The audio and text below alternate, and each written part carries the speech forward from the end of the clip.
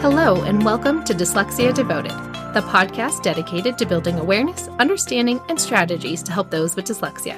I'm your host, Lisa Parnello, dyslexia therapist and founder of Parnello Education Services. Join me as we dive into today's episode of Dyslexia Devoted. Hello, and welcome to episode 101 of Dyslexia Devoted. It is so amazing to be passing the 100th episode and to be able to keep on going.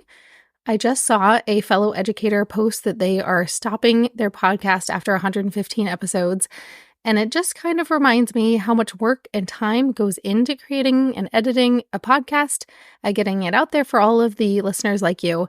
So I appreciate your continued support and sharing the podcast with others that you think might enjoy it to make it worth it to keep doing this, because I really have enjoyed podcasting far more than I ever thought I would. So thank you for continuing to be a dedicated listener.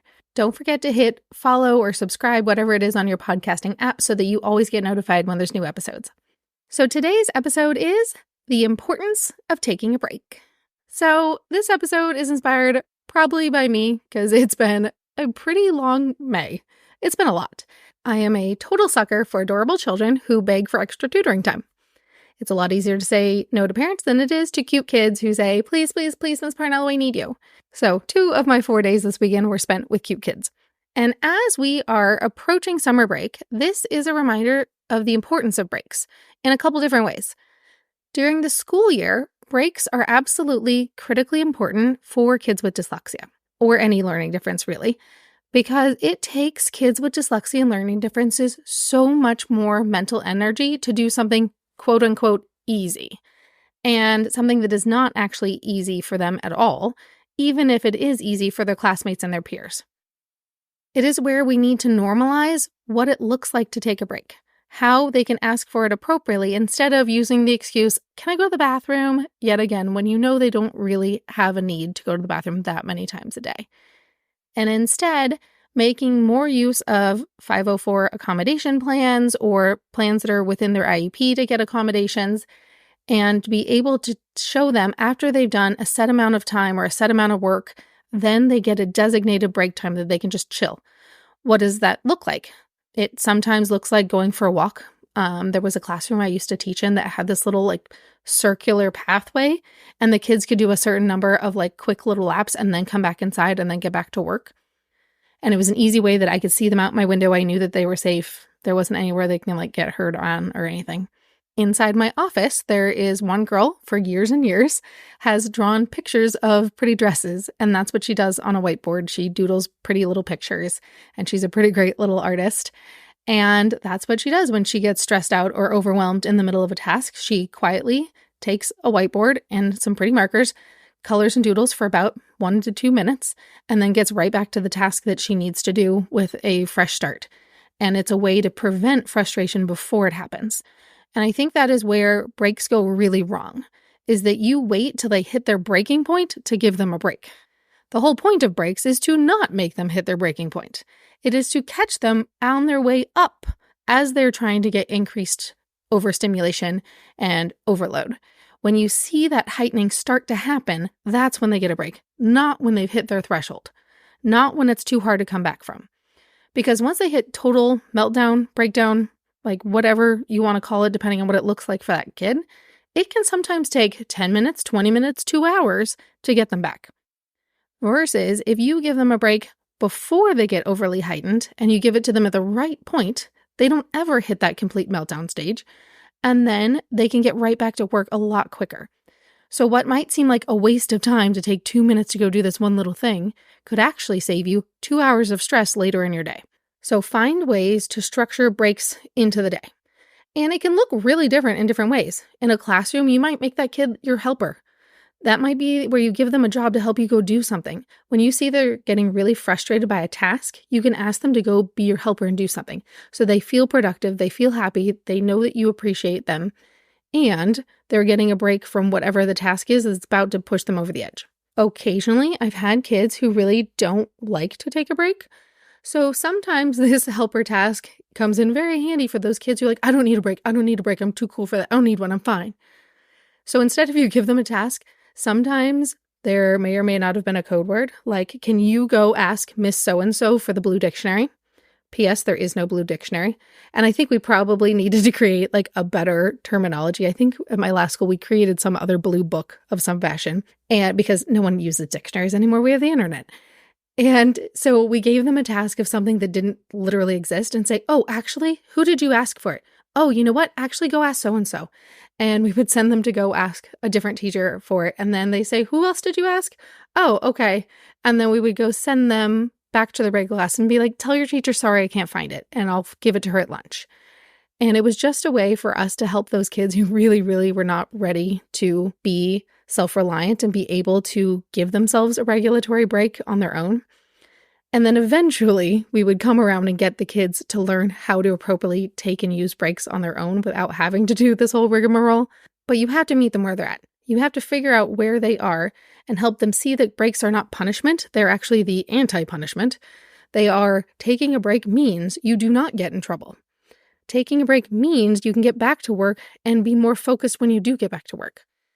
Taking a break actually makes you feel better when you're done if you take a break appropriately. It does not make you feel worse when you're done. And then another part of this is summer.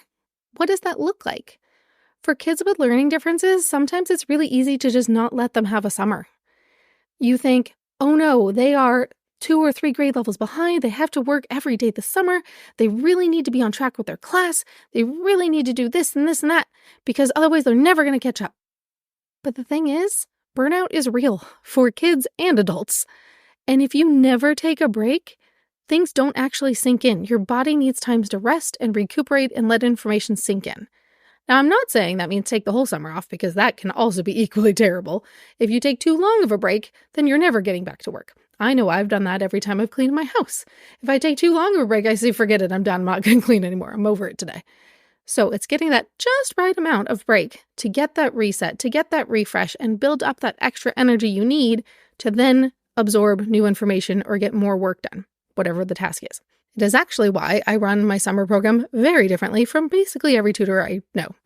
I do not make them keep the same exact schedule every week. I absolutely don't care if they leave to go on a vacation one week, or if they have this really cool summer camp they've been dying to go to for a week or two of summer and they take a break. I don't care. There's more than enough kids who need dyslexia tutoring during the summer. Take a break. It's good for you. Happy children learn better. If kids are stressed out and upset all the time that it's never enough and they always have to work hard and it's not fair that they have to do summer tutoring and none of their friends do, nothing good comes of that. It is all about creating a life of balance for the kids. There are so many kids I know who are so overscheduled. Every single minute of every single day is booked. And it's really hard sometimes when kids are trying to book summer tutoring with me and they're like, oh, well, they have this camp and this camp and this one and that one. And then they have to also go to gymnastics and then they also have soccer and then they also have tennis. And when do the kids have time to just like chill and be a kid and be imaginative and do creative play and all the things that are actually really important for their development if every moment of their day is structured? Kids need that time to be bored and rest and reset and just have some downtime. Not to always be go, go, go all the time. There's one of the kids that I work with that I often see on Mondays that they are go, go, go all weekend long, and the kid is utterly exhausted by Monday morning. The weekends are meant for reset, to take a rest, to take a break, and then that way you have the energy to go do your best the rest of the week again.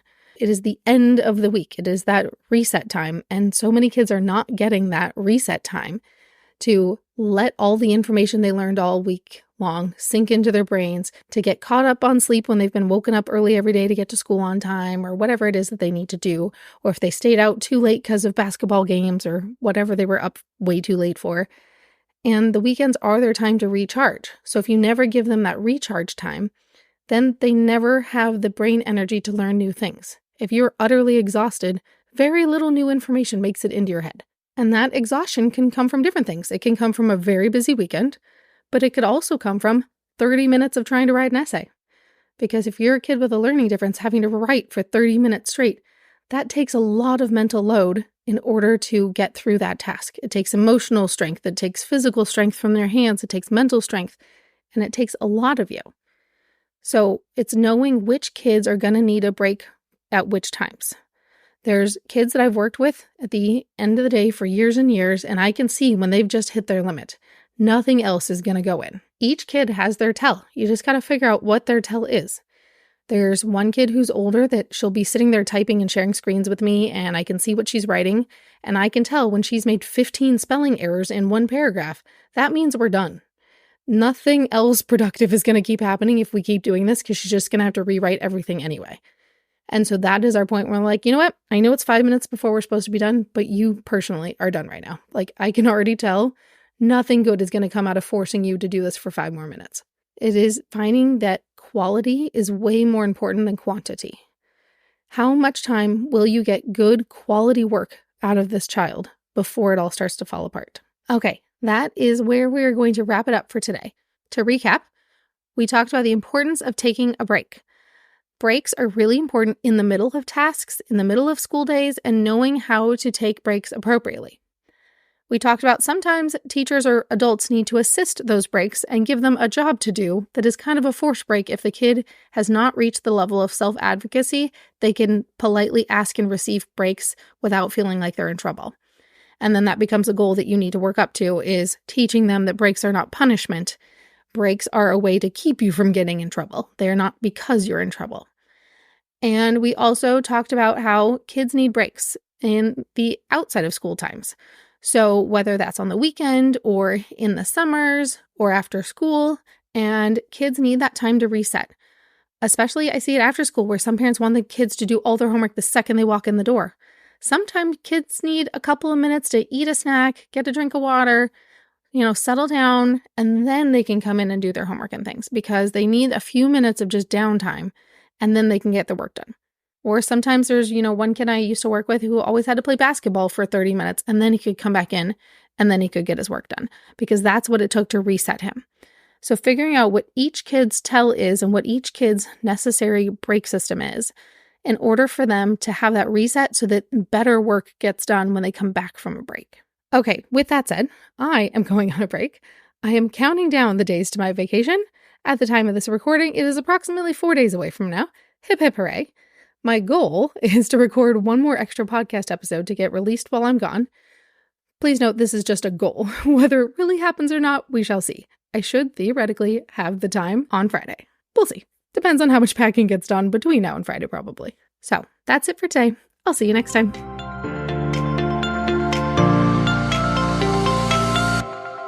Thanks for tuning in to today's episode. If you want to learn even more about dyslexia, check out parnelloeducation.com/courses. See you next time.